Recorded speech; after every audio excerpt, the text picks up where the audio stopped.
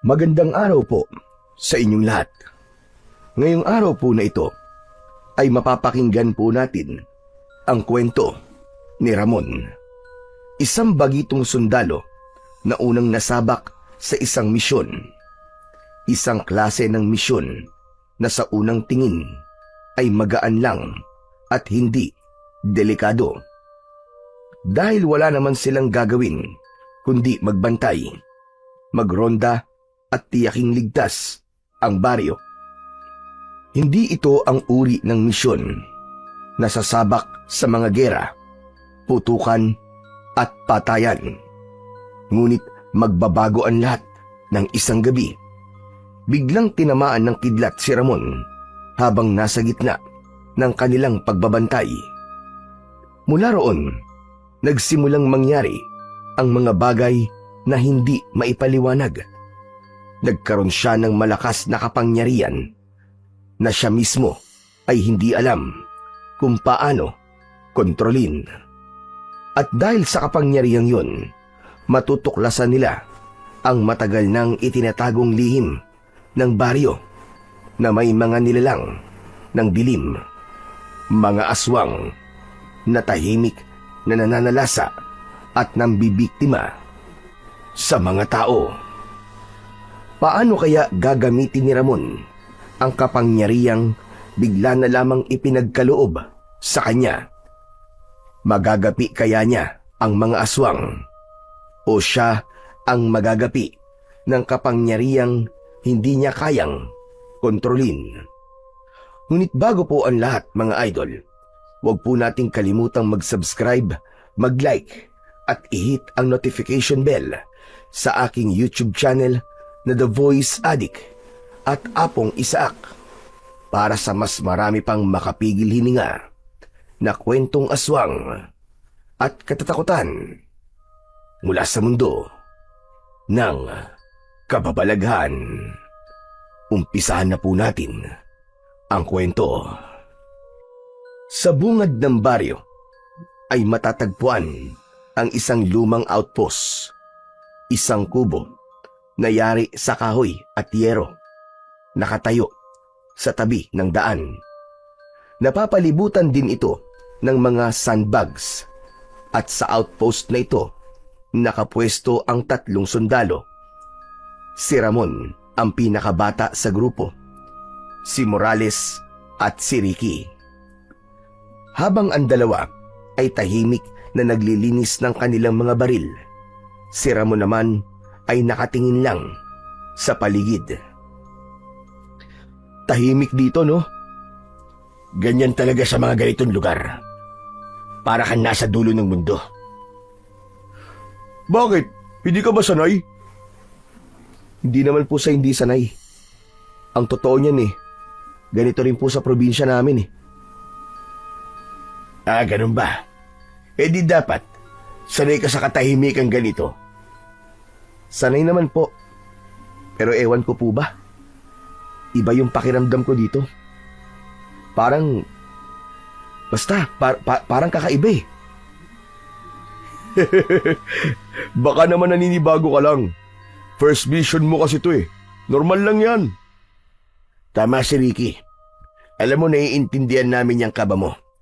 Lahat naman tayo dumaan sa ganyan . Oo nga. Naalala ko tuloy bigla yun sa akin. Talaga po? Na po ba yung naging unang misyon nyo? Ako yung sa akin, hindi sa outpost na ganito. Ang una kong detachment sa bundok. Napasabak agad ako sa gera. Ah, oo. Yan yung naikwento mo sa akin dati, di ba? Yung sa Mindanao, tama? Oo, tama ka, Ricky. Doon nga. Grabe yung karanasan ko doon. Talagang doon ko nasubukan na di matulog ng normal sa loob ng 2 buwan. Biglang natahimik ang dalawa nang magsimulang magkwento ang pinakamatanda sa grupo.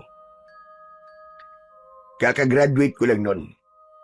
Mga 19 anyos lang yata ako nun.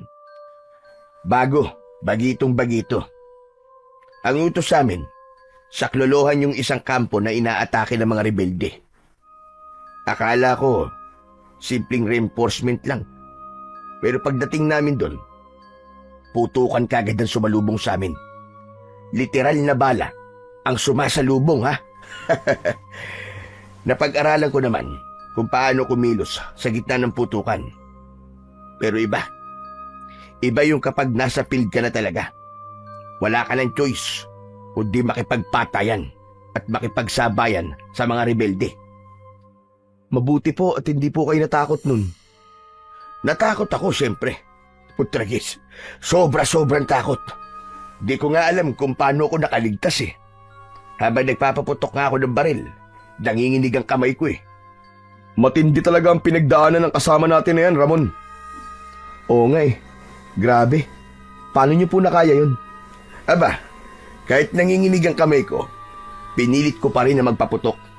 Talagang tinibayan ko ang loob ko. Kasi alam ko, kapag naging mahina ako sa pagkakataong yun, kapag nagpadaig ako sa takot ko, ako ang mauunang mapatay ng kalaban ko. Yung nasa isip ko lang nun, huwag kang mamatay. Huwag kang mamatay. Yun ang palagi ko sinasabi. Grabe, ang hirap siguro nun. Biglang lumungkot ang muka ni Morales na patitig sa kanyang mga kasama. Oo, mahirap talaga. Lalo na nung nakita kong isa-isa nang natatamaan yung mga kaibigan ko. Isa-isa silang namamatay. Yung mga kasabayan ko lang din na bagong graduate. Hanggang ngayon, parang nakikita ko pa rin yung mga mukha nila.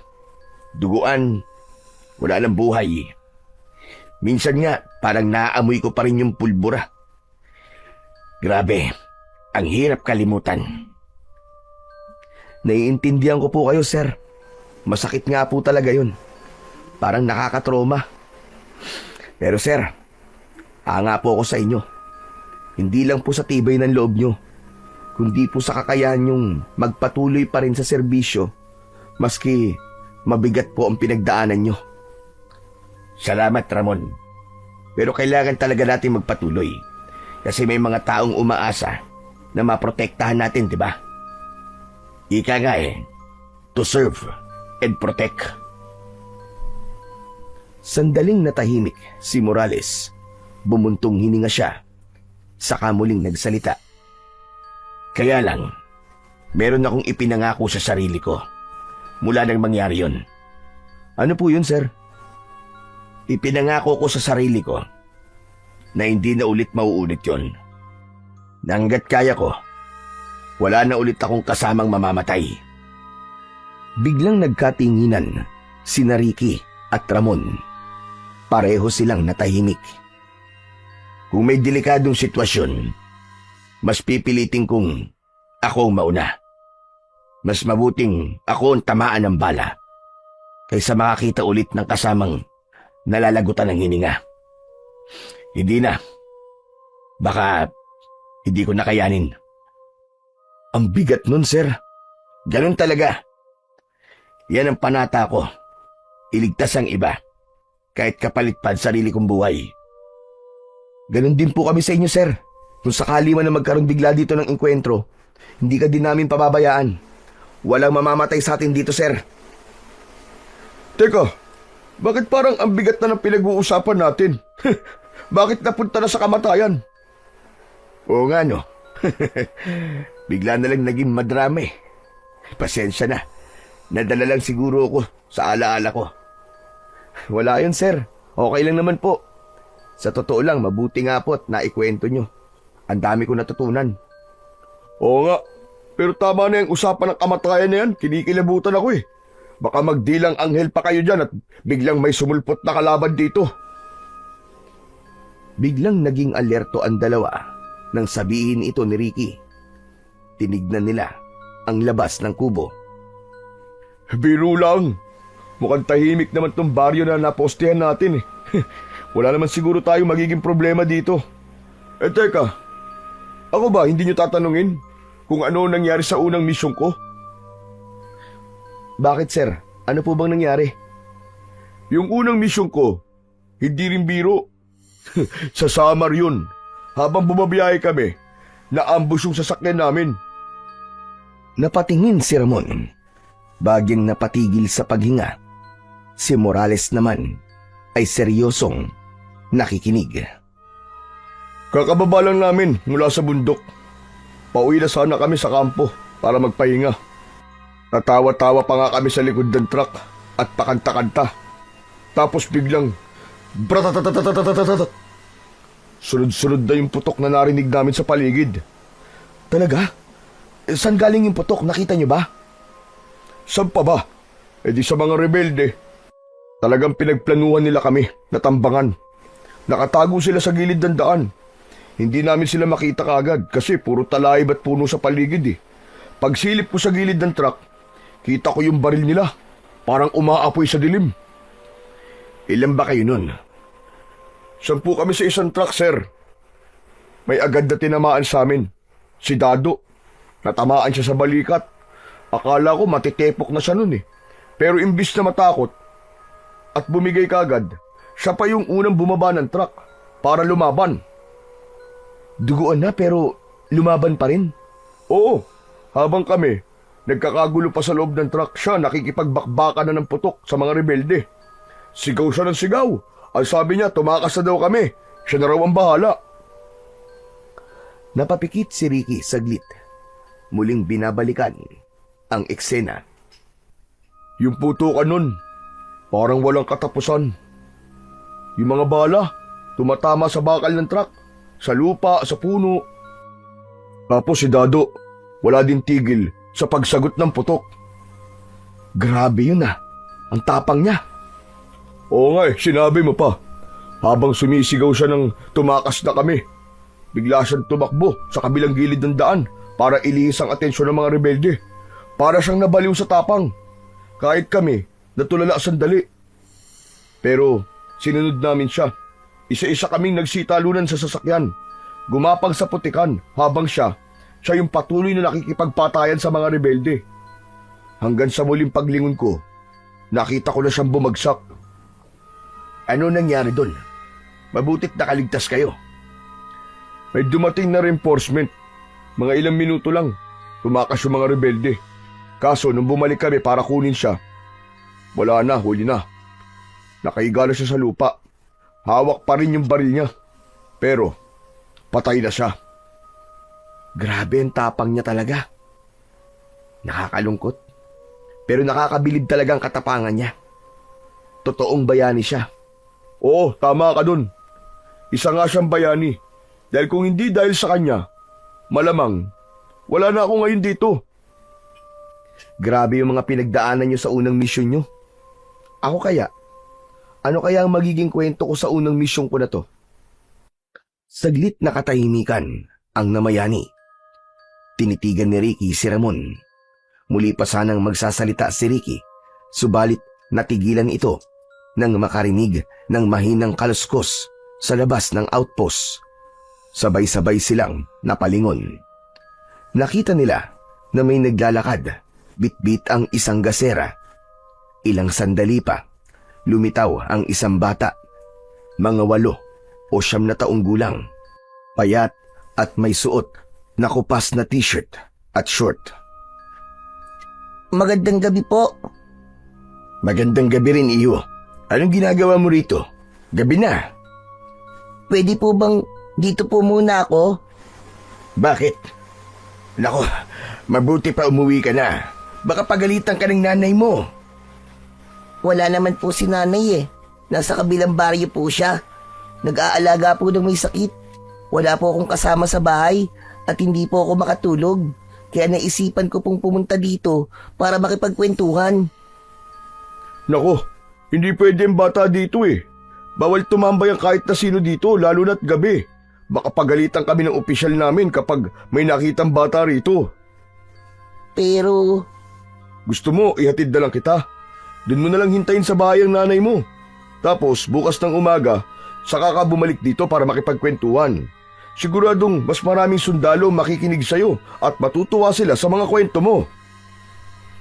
Hindi po kasi ako makatulog eh. Sige na po. Dito na po muna ako maski sandali lang. Yung bahay namin, dyan lang naman po malapit lang. Huwag ka nang makulit, bata. Sige na po kuya. pagbigyan niyo na po ko. Dati naman po, yung mga sundalo na nauna sa inyo, pinapayagan po nila akong tumambay dito kahit anong oras eh. Buddy, pagbigyan mo na. Nagmumukha ka ng madamot. Ay nako, sige na nga. Pero sa isang kondisyon ha, sandali lang talaga. Tapos uuwi ka rin kagad. Opo, salamat po sir. Bata, sandali lang. Ano palang pangalan mo? Ako po si Dodong. Dodong, sige. Papayagan ka namin na tumambay dito. Pero kailangan mong sumunod sa patakaran namin dito ha. Bawal tumakbo. Bawal makialam sa mga gamit, lalo na ang baril. Naiintindihan mo ba? Opo sir, pangako po. Hindi po ako makikialam at hindi po ako magiging makulit dito. Umupo si Dodong sa tabi nila habang patuloy silang nagkwekwentuhan. Kita sa mukha ng bata ang tuwa habang ang mga sundalo naman ay napapangiti sa presensya niya. Maya-maya ay bigla itong sumingit sa usapan. Alam niyo po, ang saya-saya ko po na sa wakas may mga sundalo na ulit dito sa amin. Bakit naman? Kasi po kapag may sundalo, hindi gaanong nakakalapit ang mga aswang. Ano sabi mo? May aswang dito? Opo, paminsan-minsan silang umaatake dito. At sa tuwing nangyayari yon, malaking perwisyo po ang iniiwan nila. Maraming hayop po ang ninanakaw nila. Ano? Mga aswang na nagnanakaw ng hayop? Baka naman mga kawatan lang yon na ginagamit panakot ang mga aswang para malaya silang makapagnakaw. Hindi po, mga aswang po talaga yung umaatake dito at pumapatay ng mga hayop. Talaga? Hoy, Ramon! Huwag mo sabihing naniniwala ka sa kwentong aswang. Oo. Naniniwala ako sa kanila, buddy. Naniniwala ako may aswang. At hindi lang sila basta kwento. Totoo sila. Tama ka po, sir. Hindi lang basta kwento ang mga aswang. Maraming taon na pong nilalabanan ng mga tao dito ang problema namin sa mga nilalang na yon. Buhay pa po ang lola ko noon. Nung ikwento niya po sa akin ang tungkol po sa kanila. Oh, kwento lang naman pala yun ng lola mo eh. Biglang napatingin si Ricky kay Morales at halos sabay nilang pinagtawanan ang sinabi ng bata. Napansin naman ni Ramon na mas naging seryoso ang muka ng batang si Dodong at tila hindi ito nagsisinungaling.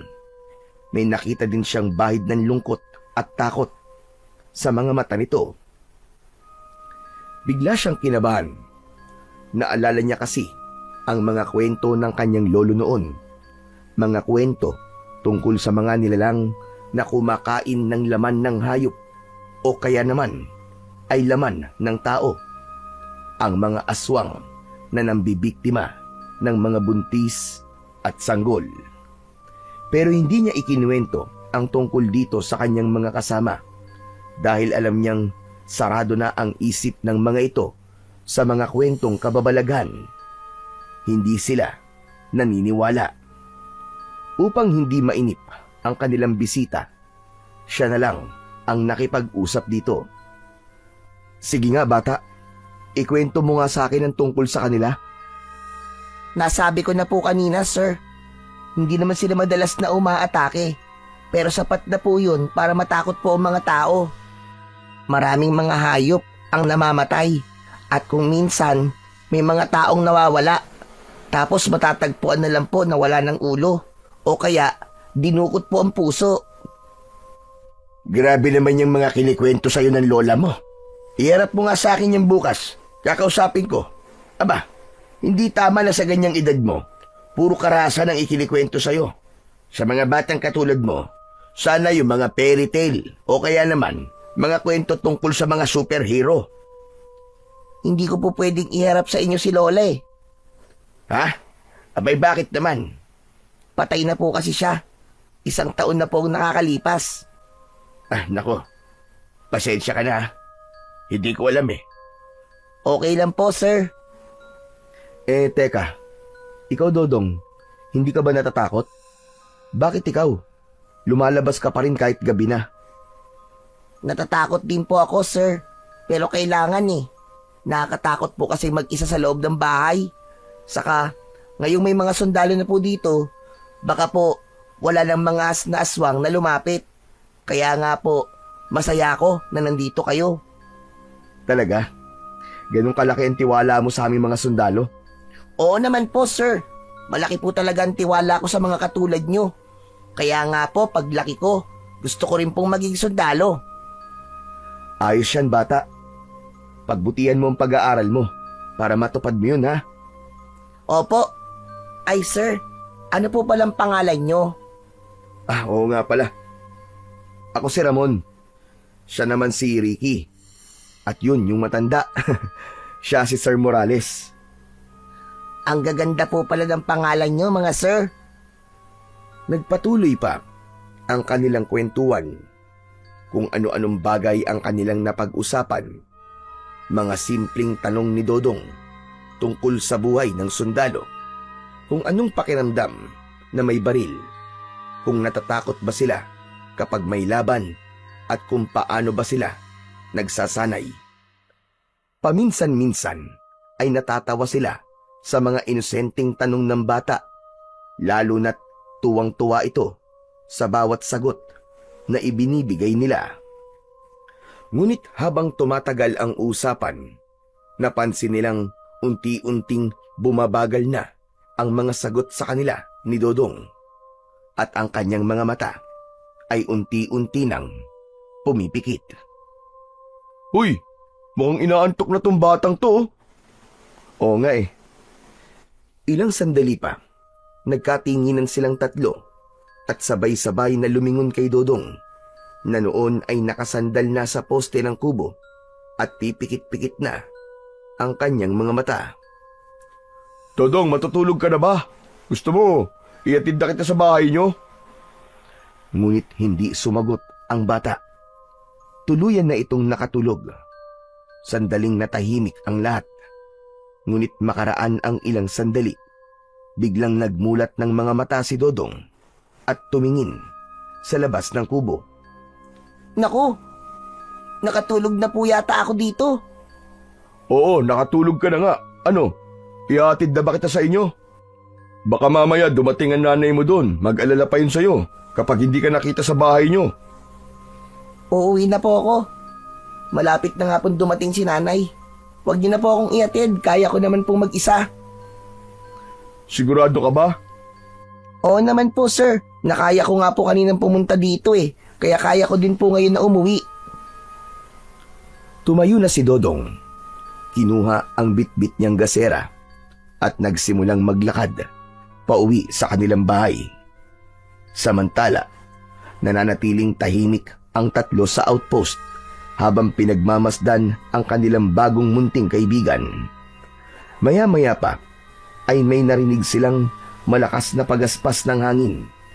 Parang may malalaking pakpak na dumaan sa itaas ng bubong.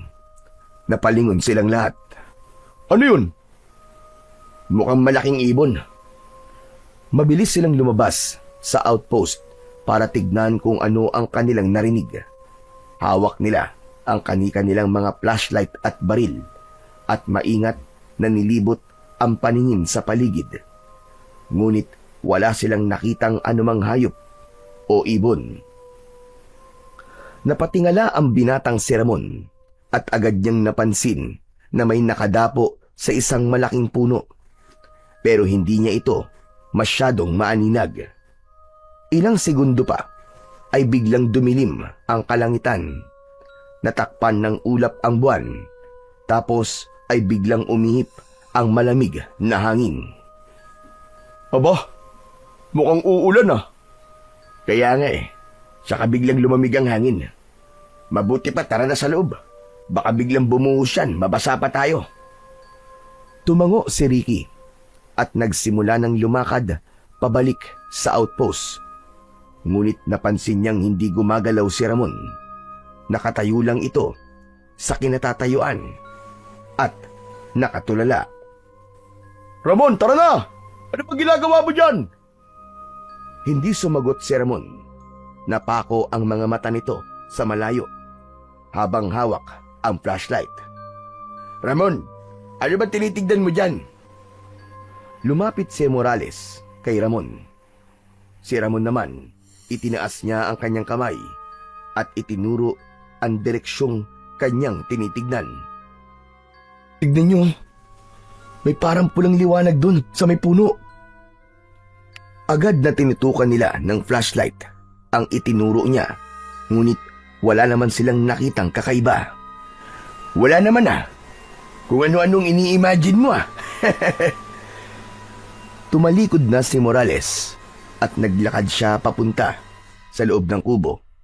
Samantala si Ramon naman ay nanatili lang sa kanyang kinatatayuan.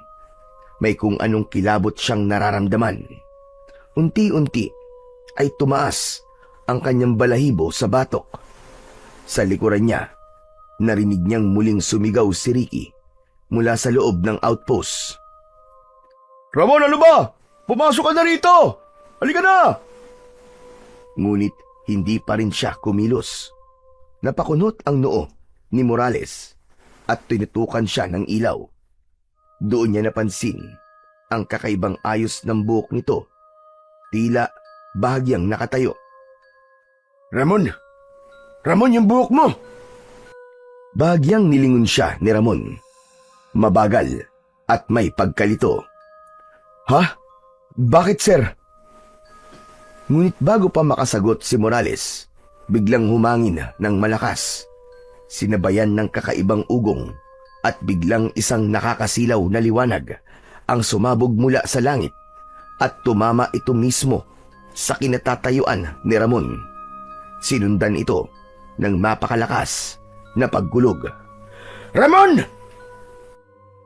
Parehas na nagulat ang dalawa sa loob. Si Ricky, biglang nandilat ang kanyang mga mata, samantalang si Morales naman ay napahawak sa kanyang dibdib. Pagbalik ng dilim, agad na inilawan ni Morales ang lugar kung saan dating nakatayo ang kasama nila. Nakita nila itong nakahandusay at hindi na gumagalaw. Mabilis silang tumakbo palabas ng outpost at lumapit kay Ramon. Si Morales, nanginginig ang kanyang mga kamay. Ramon! Ramon! Hinawakan niya ang balikat nito. Bagyang niyugyug. Umaasang kikilos ito o kahit papano ay magmumulat ng mga mata. Gising, Ramon! Ramon! Ramon! Ngunit wala pa ring tugon ang binata. Nanatiling nakahandusay ang katawan ni Ramon. Tila lantan-lanta. Kita ang manipis na usok na bagyang umaangat pa mula sa lupa kung saan siya tinamaan ng kidlat. Nanlaki ang mga mata ni Morales at bahagyang namutla ang kanyang muka.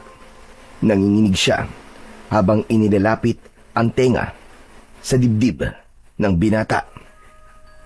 Diyos ko! Ano to? Ano? Buhay pa ba siya? Hindi agad nakasagot si Morales. Sa halip ay sinubukan niyang damhin ang pulso ni Ramon gamit ang kanyang nanginginig na mga daliri. Ilang segundo ang lumipas bago siya muling nagsalita. Buhay pa siya. Meron pa siyang pulso. Pero mahina. Ipasok natin siya sa loob. Tara! Sige.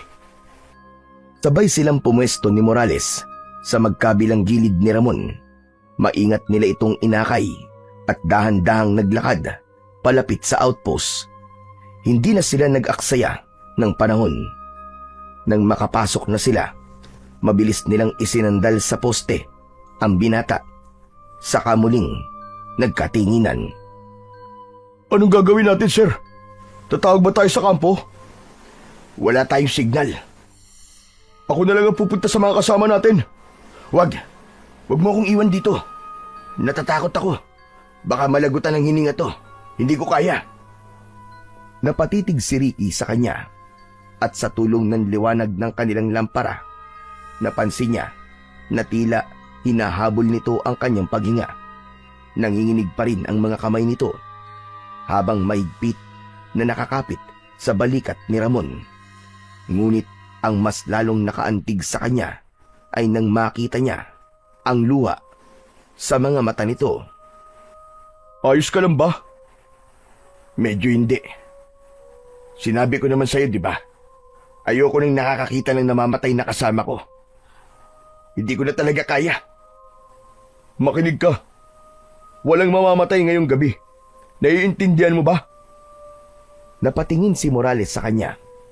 Nanginginig ang baba nito. Halatang nagpipigil ng kanyang mga hikbi. Tumango ito ng marahan. Huminga ka muna ng malalim. Sabayan mo ako. Sige. Inhale. Exhale. Yan, ganyan. Isa pa. Sabay silang huminga. Dahan-dahan. At nang bahagyang kumalma na ang paghinga ni Morales, marahan siyang hinawakan ni Ricky sa kamay nito. At dahan-dahang inalis mula sa balikat ni Ramon. Kaya natin to. Magtiwala ka lang. Inilabas ni Ricky ang isang maliit na bote mula sa kanyang bulsa. Isang ammonia inhalant. Binuksan niya ito at bagyang inilapit sa ilong ni Ramon. Ramon, gising na! Ramon! Ilang segundo ang lumipas. Bagyang kumunot ang noo ni Ramon at gumalaw ang mga daliri nito. Lumaki ang mga mata ni Morales nang makita ito. Gumagalaw na siya! Inilapit palalo ni Ricky ang ammonia sa ilong nito. Maya-maya pa'y napakislot na si Ramon at sa kamarahang naibaling nito ang kanyang ulo. Isang malalim na paghinga ang pinakawalan nito sa kasunod-sunod na naubo. Kasabay nito ay iminulat na niya ang kanyang mga mata. Anong nangyari? Nagpalipat-lipat ang tingin ni Ramon sa dalawa niyang kasama. Samantala si Morales naman ay tila nabunutan ng tinik. Ngumiti na siya. Salamat sa Diyos at buhay ka, Ramon. Hindi maipaliwanag ni Morales ang kanyang nararamdaman ng mga oras na yon. Sabay ang iyak at kanyang pagtawa. Paulit-ulit siyang napapailing na tila hindi makapaniwala sa himalang nangyari kay Ramon. Maya-maya pa, biglang tatayo sana ang binata. Sandali lang, huwag ka munang kikilos. Baka mamaya mahilo ka. Matuluyan ka pa. Sinunod naman ito ng binatang sundalo. Muli niyang isinandal ang likod sa poste at nirelax ang kanyang sarili.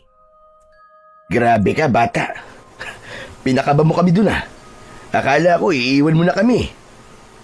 Iiwan? Bakit? Ano ho ba kasing nangyari? Ewan, hindi ako sigurado kung tinamaan ka ba talaga ng kidlat o nabuntotan ka lang. Kasi kung talagang tinamaan ka nun, aba, sunog ka na sana ngayon. Sa lakas ba naman ng kidlat na yon? Tinamaan ako ng kidlat? Di nga. Nakapagtataka naman. O bakit naman ganyan ang reaksyon mo? Wala kasi akong maalala na tinamaan ako eh. Basta ang alam ko, bigla ako napunta sa isang kakaibang lugar. Nagkatinginan ang dalawa niyang kausap. Sabay muling bumaling kay Ramon. Tahimik sila habang hinihintay ang susunod nitong sasabihin. Huminga ng malalim si Ramon sa kamarahang nagsalita. Di ba nakatayo ako habang may tinitignan dun sa labas? Tapos bigla akong parang napunta sa walang katapusang pagkahulog. Napapikit ako at pagmulat ng mga mata ko, nakita ko na nasa kakaibang lugar na ako. At ano namang klaseng lugar yun? Hindi ko may paliwanag eh. Kakaiba talaga siya eh. Para bang isang lugar na walang langit at walang lupa. Lahat maliwanag eh. Pero hindi naman ako nasisilaw. Tapos, may nakita akong isang nilalang. Nilalang? Anong klaseng nilalang yun? Hindi ko alam, sir. Pero alam ko na hindi siya tao. Mataas siya. Halos doble o triple ng taas ko. Ang katawan niya parang gawa sa liwanag. Nangingintab at kumikislap sa bawat galaw niya. Hindi ko masyadong maaninag ang mukha niya eh. Pero ramdam kong nakatingin siya sa akin. Tapos, may hawak siyang tulos. Mahaba, mga 2 metro siguro ang haba nun. Tapos kumikislap yun, na para bang may apoy sa dulo. Pero hindi mainit. Paano mo naman nasabing hindi mainit? Nahawakan mo ba? Oo, pinahawak niya sa akin eh. Talaga? Ang astig nun ah. Ang ganda ng napanaginipan mo. Hindi panaginip yun. Totoong-totoo eh. Alam mo ba kung paano siya makipag-usap sa akin? Paano? Hindi bumubuka ang bibig niya. Pero yung tinig niya, pumapasok sa isip ko. Oo, totoo. Sabi niya, may paparating daw. May paparating na panganib at kailangan ko daw na maging handa. Paparating na panganib? Anong klaseng panganib? Hindi ko alam, buddy. Hindi niya sinabi. Pero hinawakan niya ako tapos sabi niya, sa akin na daw yung tulos. Nung sinabi kong tinatanggap ko, aba, nagliwanag ako. Literal ako nagliwanag. Nabalot ako ng liwanag. Mainit, pero hindi masakit. Tapos yun na. Bigla na lang dumilim ang lahat. Nang matapos magsalita, ay nagsimulang maghanap sa paligid si Ramon.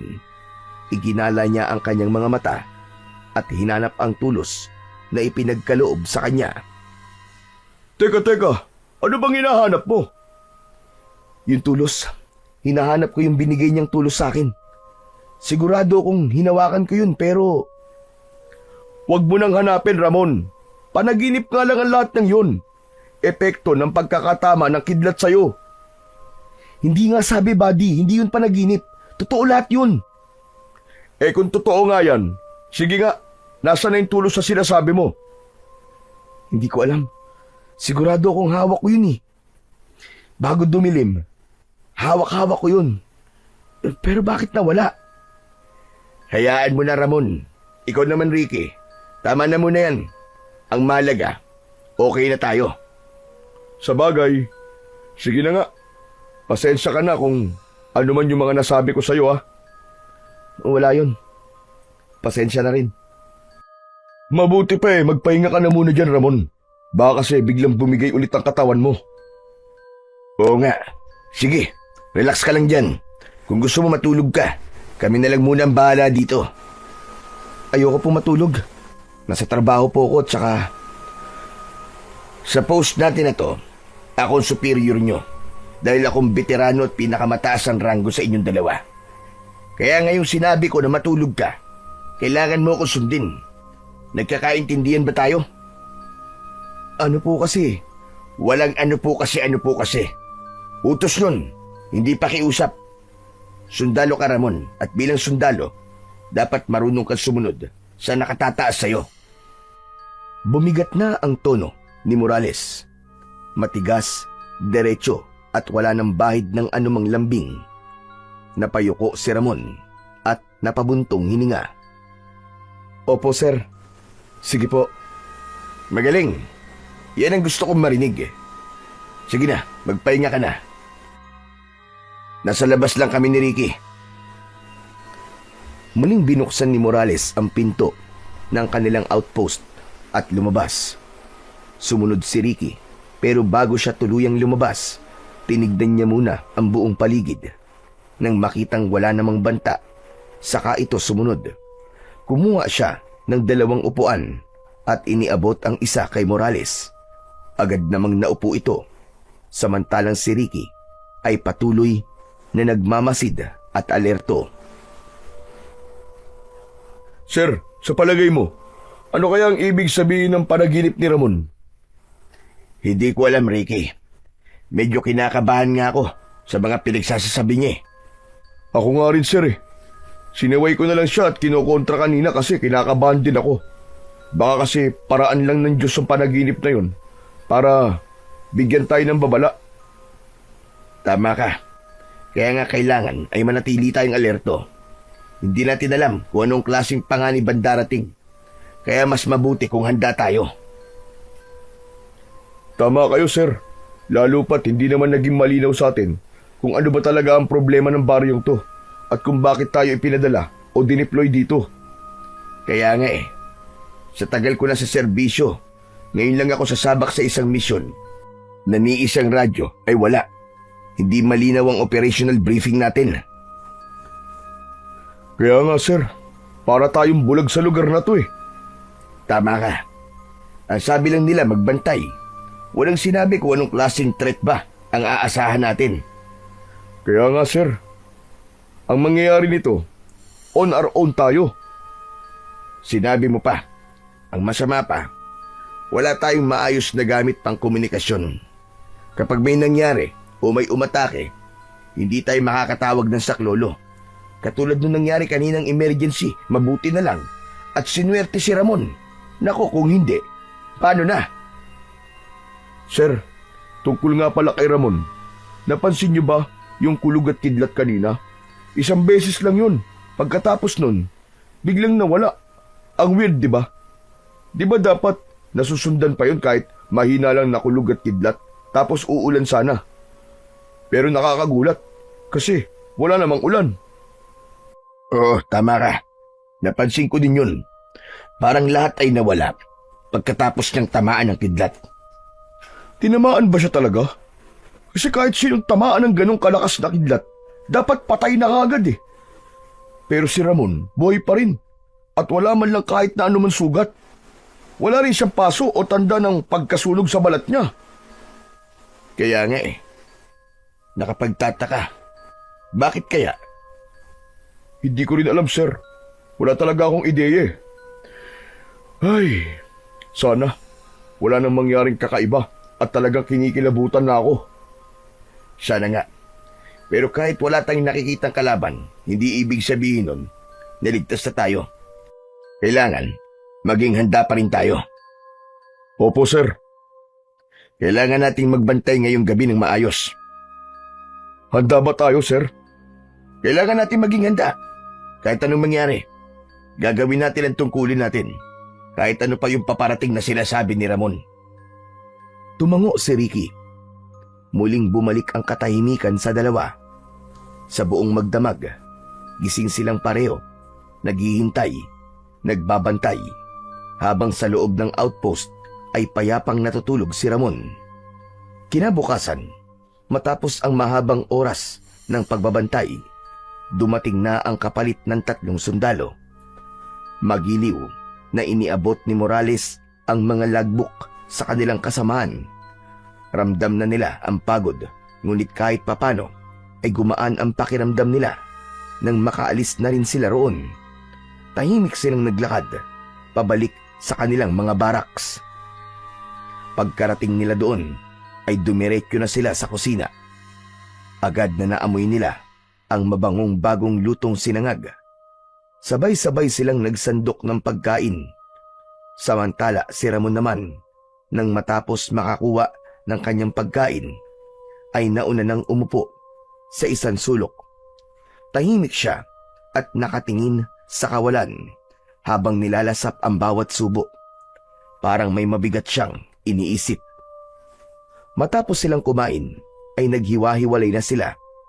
Dumiretso sina Morales at Ricky sa kanilang barracks para magpahinga, habang si Ramon naman ay nagpasya munang maligo. Pagpasok niya sa banyo, hinubad niya ang suot na pang-itaas at nagsimulang magbuhos ng tubig. Habang nagsasabon at kinukuskus ang kanyang dibdib, may nakapa siyang magaspang sa kaliwang bahagi sa tapat ng kanyang puso. Napahinto siya at bahagyang yumuko para tignan ito. Isang marka ang naroon. Hugis tulos, kamukhang kamuka ng tulos na ibinigay sa kanya ng nilalang sa kanyang panaginip. Paano nangyari to? Bakit ako nagkaroon ng ganitong marka? Nagtaka si Ramon dahil sigurado siya sa sarili niya na wala siyang anumang tato sa katawan. Ni peklat ay wala. Ngunit heto, may kakaibang marka na tila sinunog sa balat niya. Nanatili siyang nakatitig dito ng ilang segundo. Sinusubukang alalahanin kung posibleng nasugatan ba siya kagabi o ano paman. Pagkatapos ng ilang sandali, tinapos niya na ang kanyang paliligo. Nang makapagbihis na at maayos ang sarili, nagpaalam siyang pupunta sa tindahan. Lumabas siya ng kampo, naglakad hanggang sa makakita ng isang maliit na tindahan sa malapit. Kagad siyang bumili ng isang kahang sigarilyo. Tumambay muna siya doon ng ilang sandali. Nagsindi ng isa at nang maubos ang unang sigarilyo, muli siyang nagsindi ng isa pa. Para bang hindi siya mapakali. At habang abala siya sa pag-iisip, may biglang kumalabit sa kanyang likod.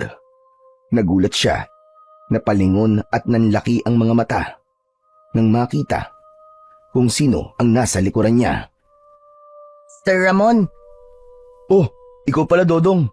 Ginulat mo naman ako. sorry po. Hindi ko po sinadya, nagulatin po kayo. Ang lalim po yata ng iniisip nyo, sir ah. Kanina pa po ako nakatingin sa inyo eh. Tsaka parang ang lungkot-lungkot nyo po. Hindi naman, Dodong. Pagod lang ako ng konti. Lagi po ba kayong pagod sa trabaho nyo, sir? Oo, minsan. Eh kung nakakapagod po, bakit po kayo nagsundalo? Nagsundalo ako kasi gusto ko magserbisyo sa bayan. Kahit pagod, masaya ako na alam naming may natutulungan kami. Ako po kaya, sir. Matutupad ko po kaya ang pangarap ko na maging isang sundalo din? Aba, oo naman. Basta't mag-aral ka ng mabuti. Matapang ka naman eh. Kayang-kaya mo yun. Talaga po? Salamat, sir ah. Eh, sir, ano po bang ginagawa niyo dito sa tindahan? Wala, naninigarilyo lang. Ikaw, gusto mo ba ng merienda? Opo, inilibre niyo po ako? Sige ba? Ano bang gusto mo? Gusto ko po ng soft drinks, saka tinapay po. O sige, humingi ka sa tindera. Sabihin mo ako magbabayad. Salamat po, sir. Habang abala si Dodong sa pagpili ng gusto niyang merienda, pinagmasdan lang siya ni Ramon. May ngiti sa labi ng sundalo. Tila ba nabawasan kahit papano ang bigat ng kanyang iniisip sa presensya ng bata. Nang makuha na ni Dodong ang soft drinks at tinapay, naupo ito sa tabi niya. Dodong, nasan pala ang tatay mo? Wala po akong tatay, sir. Matagal na po siyang nawala. Hindi ko nga po siya matandaan eh. Ang naiwan na lang po sa akin ay si nanay. Ganun ba? Minsan po naiisip ko, ano kayang pakiramdam ng may tatay? Minsan nga po naiinggit ako sa mga kalaro ko na may kasamang tatay. Siguro masaya po, no? Yung may kakandong sa'yo, may magtuturo ng iba't ibang bagay, tapos may magtuturo na magbike at iba pa. Alam mo, parehas pala tayo, Dodong. Hindi ko rin nakalakihan ng tatay ko eh. Namatay din po ba siya? Hindi, buhay siya. Pero ni minsan, hindi ko siya nakita. Ang sabi ng nanay ko nung nabuntis siya, iniwan na lang daw kami bigla. Hindi man lang nagpakita. Hindi man lang tinanong kung kumusta kami. Grabe naman yun. Parang hindi lalaki. Sinabi mo pa. Bata pa lang ako, lagi kong iniisip. Bakit niya nagawa yon? Ano bang mali sa amin ni Mama? Hindi ba niya kami mahal? O baka hindi lang talaga siya marunong magmahal? Ang lungkot naman po. Siguro masakit yun. Masakit syempre. Lalo na sa tuwing may mga okasyon na gusto kong may tatay na nandun. Graduation, birthday, o kahit simpleng araw lang. Yung bang parang gusto mong may babati sa'yo, yung may yayakap. Pero wala eh. Kaya natuto na lang ako na wag nang umasa. Nakakalungkot po. Ayos lang. Kasi minsan, sapat na ang pagmamahal ng isang ina para punan ang lahat ng kakulangan. Sana nga po. Sigurado yan at habang lumalaki ka, ikaw na ang bahala sa sarili mo. Gawin mong inspirasyon yung lungkot na nararamdaman mo para balang araw, ikaw ang magiging mabuting tatay para sa mga anak mo. Sige po, Nangangako po ako, sir. Habang nag-uusap pa sila ni Dodong, biglang napatigil si Ramon. Biglang kumirot ang kanyang dibdib sa mismong bahaging may kakaibang marka na natuklasan niya kanina habang naliligo. Napangiwi siya. Napakapit ang isang kamay sa kanyang dibdib habang ang isa ay nakakapit sa upuan. Aray! Aray ko! Sir Ramon, bakit po? Ano po nangyayari sa inyo? Hindi nakasagot ang sundalo. Namimilipit pa rin kasi siya sa sakit. Pumipintig ito at tila umiinit. Pakiramdam niya ay parang sinusunog ang laman sa ilalim ng kanyang balat, paakyat sa kanyang leeg. Sumisikip na rin ang kanyang paghinga. Sandali pa ay nanlabo na din ang kanyang paningin. Ang init! Ang init! Tulong! Ang sakit! Dahil sa takot, ay agad siyang nilapitan ni Dodong at hinawakan siya sa braso. Ngunit pagdikit ng palad ng bata sa kanyang balat, bigla itong tumalsik na parabang naitulak ng isang malakas na puwersa. Bigla itong napasigaw. Nakuryente ako! Napalingon ang mga tao sa paligid nang sumigaw ang bata. Agad silang nagsilapit. Si Ramon ay napaluhod sa lupa. Hingal na hingal at hawak ang kanyang dibdib. Bagyang nanlilisik ang mga mata. Bigla siyang bumagsak sa harap ng tindahan. Dalawang lalaki ang agad na lumapit at inalalayan siya. Nanginginig ang mga kamay at paa. Pawis na pawis at halatang hirap na hirap sa sakit na nararamdaman. Habang buwat-buwat siya, napapapikit siya at maririnig ang mahina niyang daing. Walang nag-aksaya ng oras. Dali-dali nila siyang dinala pabalik sa kampo. Sumabay si Dodong, takot at nag-aalala. Pagdating nila, sinalubong sila ng mga sundalo at agad siyang dinala sa baraks at inihiga sa papag upang matignan ang kalagayan niya. Ang kasama nito sa baraks na si Morales ay agad na nagising. Ano nangyari sa kanya? Agad siyang sinagot ng kasamaan at sinabi kung ano ang naipaabot sa kanyang balita. Buddy, ayos ka lang ba? Anong nararamdaman mo? Sinabi ng mga sundalo na mainit ang katawan nito. Ganun ba? Nilalagnat siya. Sige, ako nang bahala sa kanya. Agad na kumilos si Morales matapos marinig ang kalagayan ni Ramon. Kumuha siya kagad ng malinis na bimpo at binasa ito ng malamig na tubig at marahang ipinunas sa noo, sa leeg at sa dibdib ng binata. Anong nangyayari sa'yo? Bakit ka ba nagkakaganyan? Pagkaraan ng ilang sandali, tumayo si Morales at kumuha ng bote ng tubig. Maingat niya yung ipinatong sa mesa sa tabi ng papag. Sakaling magising si Ramon at mauhaw, ay may nakahanda na itong tubig na maiinom. Maya-maya pa, napansin ni Morales na unti-unting pinawisan ang binata. Bahagyang gumaan ang pakiramdam niyang nang makita niya na bumaba na rin ang init ng katawan nito. Ngunit nanatili pa rin itong walang malay. Habang nakaupo siyang nagbabantay sa tabi, tahimik siyang nanalangin na sana paggising nito ay maayos na ang kalagayan ni Ramon. Nanatiling nakabantay si Morales sa kanya. Nakatukod ang siko sa kanyang tuhod habang hawak ang kanyang noo. Hindi siya mapalagay at sa wakas, ilang minuto ang lumipas, narinig niya ang mahinang daing mula sa higaan. Napatingin siya agad at nakita niyang dahan-dahan ng kumikilos si Ramon. Nakamulat na rin ang kanyang mga mata. Buddy, ay salamat sa Diyos at gising ka na. Ayos ka lang ba? Nakatulala si Ramon. Tinitigan nito ang kanyang kasama. Anong nangyari, sir? Bakit nandito na ako sa barracks? Hinimatay ka doon sa may tindahan at dinala ka dito ng mga tao. Bakit ka ba hinimatay? May masakit ba sa'yo? Saka ang init mo kanina. Hindi ko alam, sir. Basta na lang sumakit ang dibdib ko kanina tapos naramdaman ko yung grabing init. Para ako napapaso at nasusunog ng buhay. Ganun yung sakit, sir. Baka naman stress o pagod lang yan. Pwedeng muscle strain o baka acid reflux. Minsan, ganyan din ang nararamdaman ko kapag hindi ako kumakain sa tamang oras eh. Umiling si Ramon, mariin, habang hawak pa rin ang kanyang dibdib. Hindi, sir eh. Hindi ganun ang pakiramdam.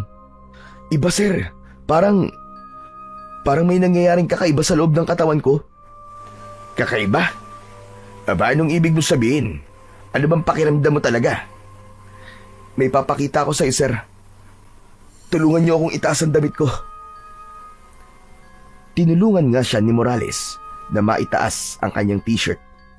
At sa ilalim ng kaliwang dibdib, nakita ni Morales ang isang kakaibang marka. Nabahala siya sa itsura nito, namumula at namamaga. Ano yan? Bakit ka may tato? Bawal yan ah! Hindi ko alam, sir. Wala naman to dati. Nakita ko na lang nung naligo ko kanina.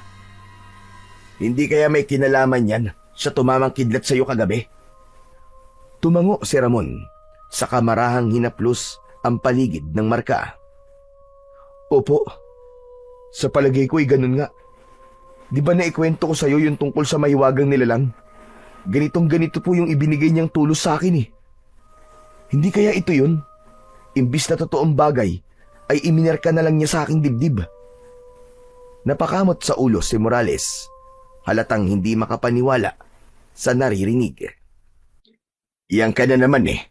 Kung ano-ano kasing iniisip mo eh. Puro mga kwento ng kababalagan. Hindi naman kasi ako nagkikwento lang ng kung ano-ano, sir. Alam ko yun. Alam ko na may kakaibang nangyayari talaga sa katawan ko. Hindi lang to lagnat at tong nasa dibdib ko. Hindi lang to basta marka, sir. Kanina, sir, bago ako nawala ng malay, para bang may dumadaloy na kakaibang enerhiya sa katawan ko. Ganun talaga naramdaman ko, sir. Maniwala kayo. Napakunot ang noo ni Morales. Hindi man siya naniniwala sa mga kwento ng kababalagan. Ramdam niyang seryoso at takot si Ramon. Sige na nga. Kung talaga naniniwala kang may kakaibang nangyayari, gagawa natin ang paraan yan. Mamaya, hahanap ako ng paraan para malaman kung ano talaga yan. Talaga? Tutulungan mo ako, sir? Mabuti at hindi mo ako pinagtatawanan. Hindi, bakit naman kita pagtatawanan? Kitang-kita ko naman yung pag-aalala sa mukha mo. Kaya lang, kailangan lang natin tiyakin kung ano ba talaga yan. Sandaling natahimik si Ramon, saka bahagyang tumungo. Salamat, sir. Hindi ko alam kung anong mangyayari sa akin. Pero kailangan ko talaga ng tulong. Walang problema. Maghahanap ako ng taong makakatulong sa atin. Sino naman, sir? Hindi ko pa alam. Pero magtatanong-tanong ako dyan sa baryo kung may kilala silang albularyo na pwedeng makatulong sa atin. Albularyo? Sigurado ba kayo, sir? Oo. Mas may kakayahan siyang makita kung ano nangyayari sa katawan mo. Pero pwede din namang medisina ang aasahan natin. Ikaw, mamili ka. Kung ano po mas madaling hinga ng tulong, pwede na po yun sa akin. So okay ka na sa albularyo? Opo. Wala naman pong mawawala kung susubukan, di ba?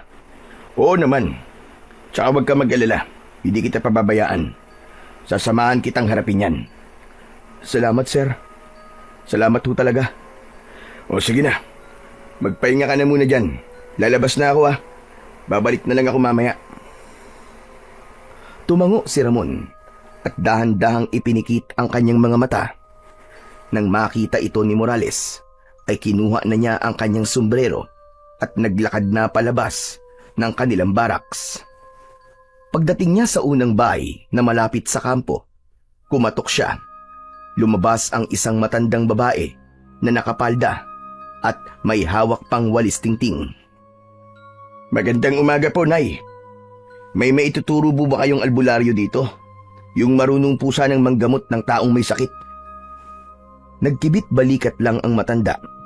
Sabay napakunot ang noo. Maya-maya pa ay sinabi nitong wala ng albularyo sa kanila dahil matagal na itong pumanaw. Bagyang napayuko si Morales at nagpasalamat. Nagpatuloy siya sa paglalakad at tumigil sa susunod na bahay. Doon, isang lalaking nasa 50 ang edad ang kanyang napagtanungan. Abala ito sa pag-aayos ng kulungan ng manok. Magandang araw po. Pasensya na po sa abala. May tatanong lang po sana ako. May kilala po ba kayo ditong albularyo?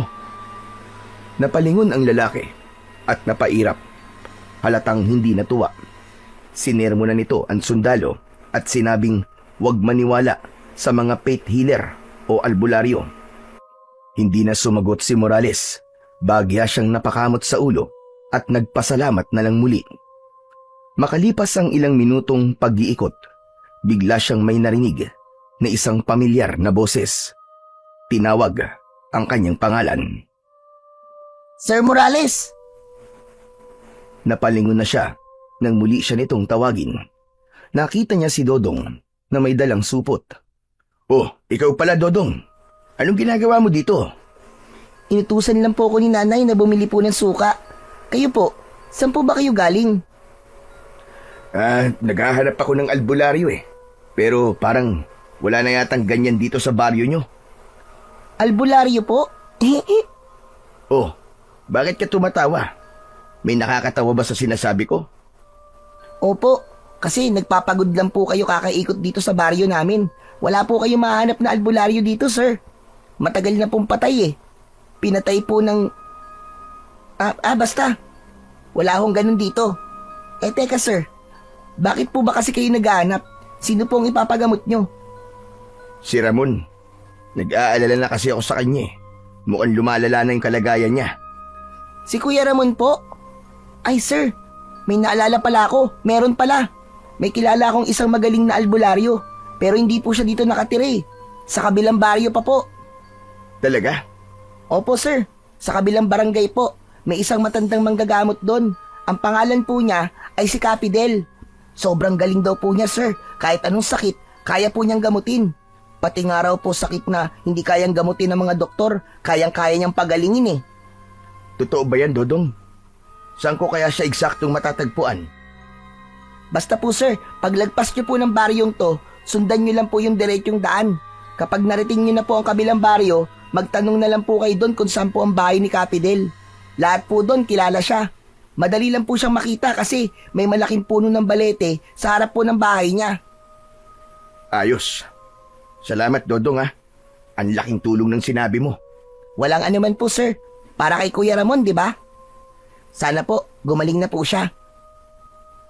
Napangiti si Morales at tinapik ang balikat ng bata. Oo, para kay Ramon. Gagawin namin ang lahat para gumaling siya. Pagkatapos nilang mag-usap ni Dodong, agad nang naglakad si Morales papunta sa kabilang baryo. Hindi na siya dumaan pa sa kampo. Bagkus ay binagtas niya ang makitid, maputik at baku-bakong daan. Dala niya ang pag-asa na baka makatulong ang albularyong tinutukoy ng batang si Dodong. Halos 30 minuto din siyang naglakad bago niya natanaw ang karatolang gawa sa kahoy na nagsasaad na malapit na siya sa susunod na baryo. Pagdating niya sa kabilang baryo, patuloy siyang naglakad at nagmasid sa paligid. Ilang mga bahay ang dinaanan niya. Karamihan ay mga lumang kubo at kakaunti lang ang mga taong naroon. Pinili niyang tahimik na sundan ang mga palatandaan hanggang sa matanaw na niya ang sinasabi ni Dodong. May isang puno ng balete sa harap ng isang bahay kubo. Lumapit siya sa may pinto at saka kumatok. Maya-maya pa'y bumukas ang pintuan at sumilip ang isang matandang lalaki na payat. Puti na ang buhok at may hawak na tungkod. Sino ka? Anong kailangan mo dito? Magandang araw ho. Ako ho si Morales. Galing po ako sa Baryo Pinili. May ilalapit ho sana ako sa inyong may sakit na kaibigan eh. Baka ho sakaling matulungan nyo. Kita sa mukha ng matanda ang biglang panlalamig ng kanyang ekspresyon nang marinig ang pangalan ng baryo. Sa baryo pinili baka mo? Abay hindi ako basta-basta nagpupunta roon. Bakit naman ho? May masamang enerhiya ang lugar na yun. Hindi ligtas para sa tulad ko. Pasensya na iyo. Hindi kita matutulungan. Sandali lang ho, Kapidel. Mahalaga sa akin ang kasama ko. Wala na po akong ibang malalapitan. Kaya nga po pilit po kitang hinanap. Pakiusap naman ho, Kapidel. Kailangan niya hong gumaling. Tahimik na tumitig ang matanda kay Morales. Ilang segundo ang lumipas, saka siya dahan-dahang napabuntong hininga. Ano ba nangyari sa kaibigan mo? Nagkaroon ho siya ng mataas na lagnat. Tapos kung ano-ano po sinasabi niya na parang wala siya sa sarili. Nagsimula kasi to nang makidlatan siya kagabi. Ano ka mo? Nakidlatan? Oho, nakapagtataka nga po yung kidlat na yun eh. Direkta siyang natamaan ng kidlat, pero hindi man lang siya nasunog. Wala siyang anumang kahalo sa katawan. Pero yun nga lang, nilagnat siya tapos sumasakit daw ho ang dibdib niya, lalo na yung marka na lumitaw sa dibdib niya matapos siyang makidlatan. Marka? Matapos makidlatan? Oo, Kapidel. Nagkaroon ho siya ng marka na parang tulos sa kaliwang dibdib niya. Ang sabi pa niya, napanaginipan daw niya ang isang mahiwagang nilalang na nagbigay sa kanya ng tulos. Tulos? Mahiwagan nila lang. Sigurado ka ba sa mga sinasabi mo? Nanlaki ang mga mata ni Kapidel. Nabahala sa narinig. Ilang saglit ay natahimik ang matandang albularyo. Kung ganon, kailangan ko siya makita kagad. Dalin mo ko sa binatang yon ngayon din. Nagulat si Morales sa kanyang narinig. Agad ding nakaramdam ng ginhawa.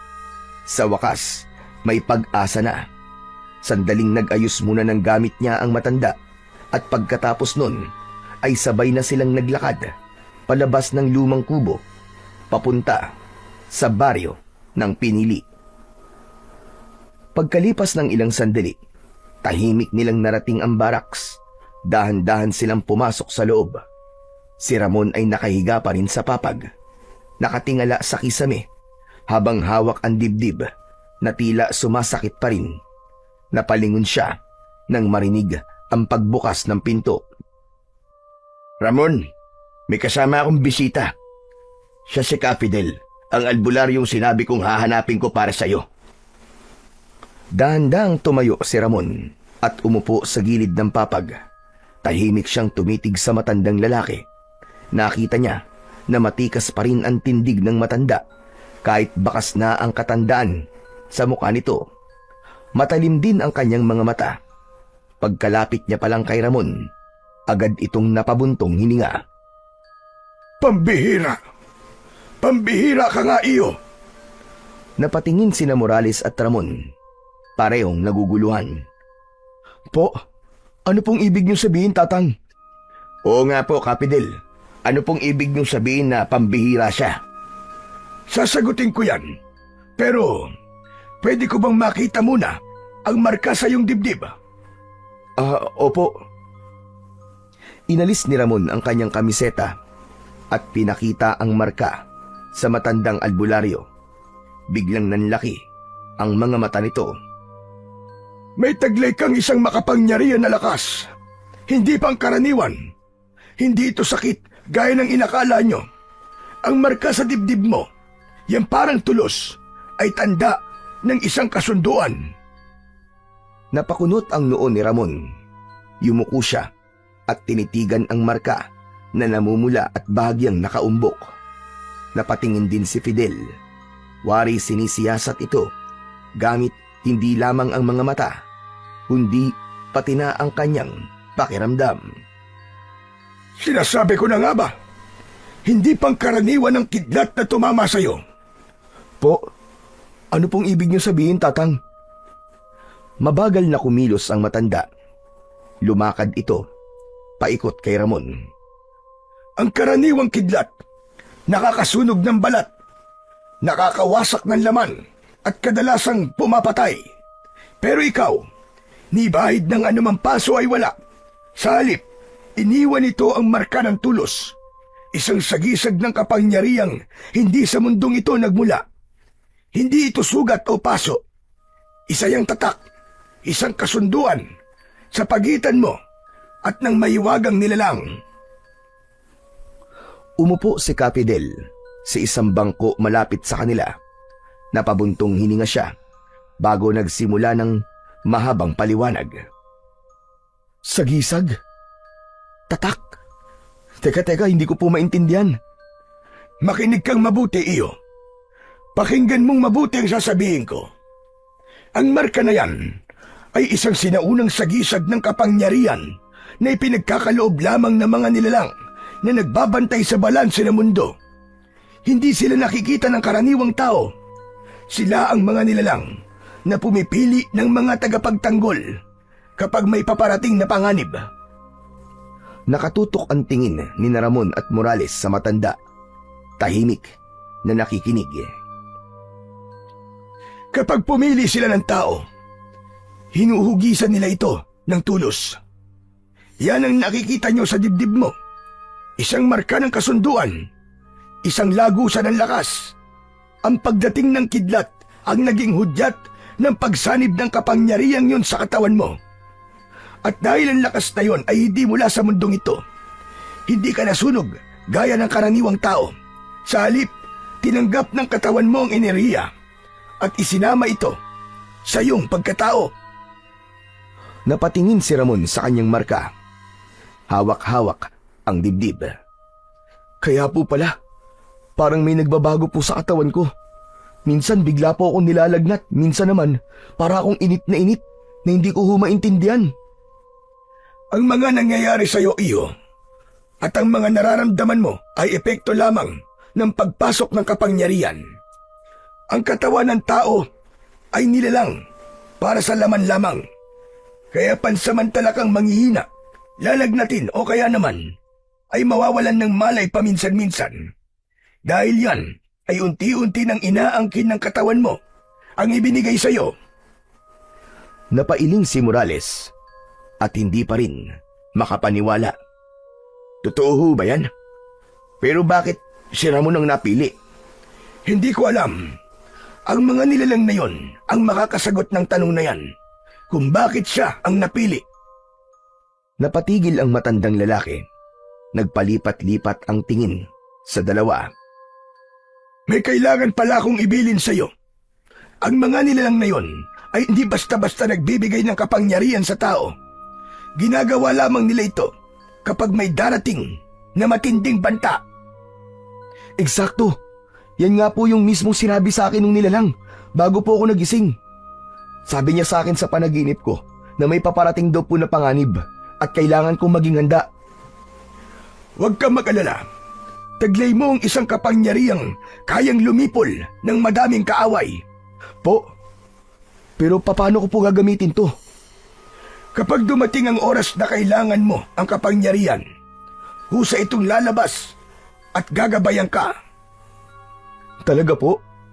Kung ganun, di ko na po kailangan na matuto ng mga orasyon o kung ano paman para magamit po ang kapangyarihan ko, ganun ba? Hindi na. Wala ka nang dapat na ipag-alala.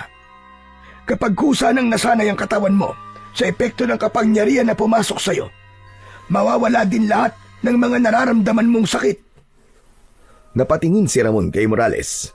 Saka sila parehas na napabuntong hininga dahil sa kaunting ginhawa na naramdaman nang malaman na magiging maayos din ang lahat.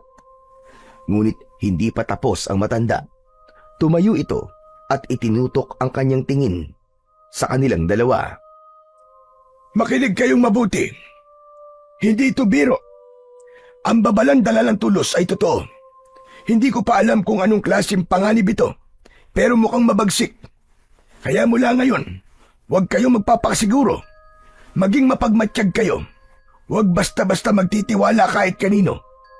Ang panganib ay maaaring magkubli sa inyo ng isang kaibigan o ng isang inosenteng nilalang. Hindi nyo alam kung sino o ano ang maaaring naging kasangkapan ng kadiliman. Kaya mag-iingat kayo. Pwede pa rin nila kayong malinlang.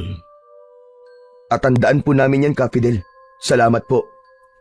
Sige iyo, pero panatilihin yung maging alerto palagi ha. Kailangan ay palagi kayong handa. Laging nakabantay sa bawat oras. Ang kalaban ay maaaring umatake nang hindi nyo nalalaman. Tama po kayo, Tatang. Kailangan laging handa. O siya, sige na. Magpahinga ka muna. Pabayaan mo makabawi ang katawan mo. Kapag naramdaman mo muli ang init, huwag kang matakot. Pagkatapos ay tumingin ito kay Morales. Ikaw na ang bahala sa kanya. Bantayan mo siya. Bantayan nyo ang isa't isa. Oo, Ka-Fidel. Tatandaan namin lahat ng mga sinabi nyo. At sa huling sulyap ni Ka-Fidel sa marka sa dibdib ni Ramon, marahang umiling ang matanda. Tila may mabigat na iniisip. Bago siya tumalikod, ay napahawak siya sa kanyang kaliwang dibdib kung saan nakatago ang katulad na sagisag. Si Ka-Fidel ay minsan ring napili upang magkaroon ng kapangyarihan, kaya alam niya ang tungkol sa bagay na yon. Ngunit ang impormasyong ito ay hindi niya na binanggit sa mga sundalo. Dahan-dahan na siyang lumakad palabas ng baraks, iniwan ang dalawa sa loob at hindi na nagpaalam. Kinagabihan ay naging maayos na ang pakiramdam ni Ramon, dahilan upang makasama na itong rumonda kasama ng dalawa niyang kaibigang sundalo. Madilim ang paligid, tanging sinag lang ng buwan at ng mga flashlight nila ang pinagmumulan ng liwanag.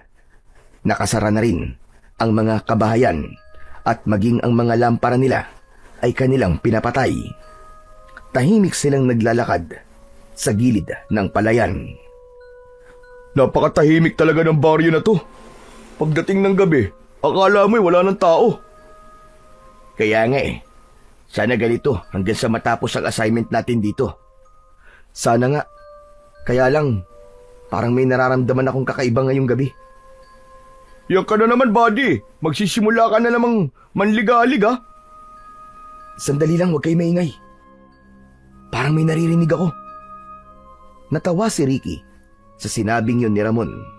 Nawiwirduhan na siya sa kasama niya. Lalo pa at wala naman siyang naririnig na anumang ingay. Ngunit bigla siyang kinalabit ni Morales at sinenyasan na manahimik. Walang nagawa ito, kundi ang sumunod. May nararamdaman ako mabigat na presensya sa paligid natin. Humakbang sila ng dahan-dahan. Naging alerto, naging mapagmasid. Hanggang sa bigla silang napatigil nang makarinig ng malakas na sigaw mula sa malayo. Isang tinig ng lalaki na parang takot na takot.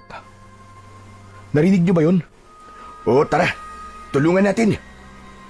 Napatakbo silang tatlo. Sinundan ng ingay ng mga sigaw. Habang papalapit sila, unti-unting lumilinaw sa paningin nila ang eksena. May isang lalaki na nakahandusay sa lupa at sa ibabaw naman ay isang nilalang na may kakaibang anyo. Mahaba ang mga kuko nito, mapula ang mata at mabalahibo ang katawan. Sumigaw ang lalaki at nanghihingi ng tulong sa kanilang tatlo. Agad na itinutok ni Morales ang kanyang baril. Handang barilin ang nilalang, ngunit bago pa niya mapaputok ang gatilyo, ay biglang kumilos si Ramon. Itinaas niya ang kanyang kamay at sa mismong sandaling yun ay kumulog ng ubod lakas sa kalangitan. Isang nakakasilaw na kidlat ang biglang lumitaw at diretso itong tumama muli kay Ramon. Dumaloy ang malakas na kuryente sa buo niyang braso at tila naipon ang malakas na enerhiyang yun sa kanyang palad. Nang ibuka ni Ramon ang kanyang kamay at itutok ito sa nilalang, lumabas ang liwanag na parang kidlat patungo dito. Sumabog ang lupa sa paligid ng halimaw. Nagulat silang lahat, lalo na si Ramon sa nangyari. Huli na nang mapagtanto niya na muntik na din niyang tamaan ang magsasaka na naroon sa ilalim ng halimaw. Agad na napatigil si Ramon at mabilis na iniwas ang kanyang kamay upang hindi tamaan ang lalaki. Sa kabutihang palad ay ligtas ito at walang natamong pinsala. Samantala, ang nilalang ay napaatras, saka mabilis na tumalon palayo at tinangkang tumakas. Napatitig naman si Ramon sa kanyang sariling kamay. Tila nagliliyab pa rin yun at may banayad na bughaw na liwanag na kumikislap-kislap na parang mga mumunting alon ng kuryente na gumagapang sa kanyang balat. Naramdaman niyang kusang umangat ang kanyang mga kamay at diretsong tumutok ito sa direksyong pinuntahan ng halimaw. Muling sumabog ang matinding liwanag at makaraan ang ilang sandali, kusa na rin itong nawala. Muli, naging tahimik ang gabi. Samantala, nang makabawi ng gulat ang mga kasama niya, saka lang sila nakapagsalita. Ano nangyari, Ramon? Paano mong nagawa yun? Hindi ko alam, buddy. Bahagyang napalingon siya sa kanyang mga kasama, saka muling ibinalik ang tingin sa kanyang mga kamay. Basta, bigla na lang gumalaw ang mga kamay ko eh. Tapos, may liwanag. May kidlat na lumabas. Napahinto siya. Hinahabol ang hininga. Pilit na inuunawa ang kababalagang nasaksiyan. Hindi ko akalaing ganito ang kapangyarihan na ibinigay sa akin ng nilalang na yun sa panaginip ko. Kaso, hindi ko kayang kontrolin. Muntik mapahamak yung magsasaka. Lumapit siya sa magsasaka at inalalayan itong tumayo. Umuwi na po kay tatang sa pamilya niyo. Sana po wala po makakaalam ng nangyari. Tumango ang magsasaka. Namumula pa ang mga mata sa luha at takot. Bago ito tuluyang umalis, ay bigla siyang niyakap nito ng maigpit at paulit-ulit na nagpasalamat. Nang bumitaw, ay saka tumakbo palayo ang magsasaka sa madilim at makitid na pilapil hanggang sa mawala na ito sa kanilang paningin. Saglit na katahimikan ang sumunod. Ngunit pagkaraan ng ilang sandali, may narinig silang kaluskos mula sa kung saan. Pakiramdam ni Ramon ay may nakatingin sa kanila at nagmamatsyag. Nagmasid siya sa paligid. Ngunit wala naman siyang nakita. Maya-maya pa ay bigla nilang narinig ang isang malakas na alulong. Nagkibit balikat na lamang si Ricky at bahagyang tumikhim. Mabuti pa ipagpatuloy na lang natin ang pagroronda natin. At baka mamaya makadisgrasya ang halimaw na yun sa mga taga-baryo. Nagpatuloy silang tatlo sa ginagawa nilang pagroronda. Pinag-uusapan pa rin ang nangyari habang paikot-ikot sa baryo. Lumipas ang mga oras at natapos din ang kanilang duty. Pagbalik sa barracks, bagsak silang tatlo dahil sa labis na pagod.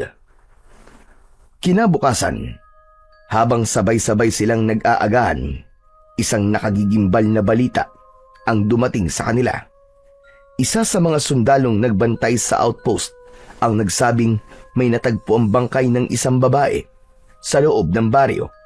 Dagdag pa ng isa, kaawa-awa raw ang batang naiwan. Ulila na ito at mag-isang nabubuhay. Pagkarinig nito, biglang kinabahan si Ramon. Pumasok kagad sa isip niya si Dodong. Nagkatinginan silang tatlo. Iisa ang kanilang iniisip. Agad nilang tinapos ang pagkain at pinuntahan ang bahay ni na Dodong.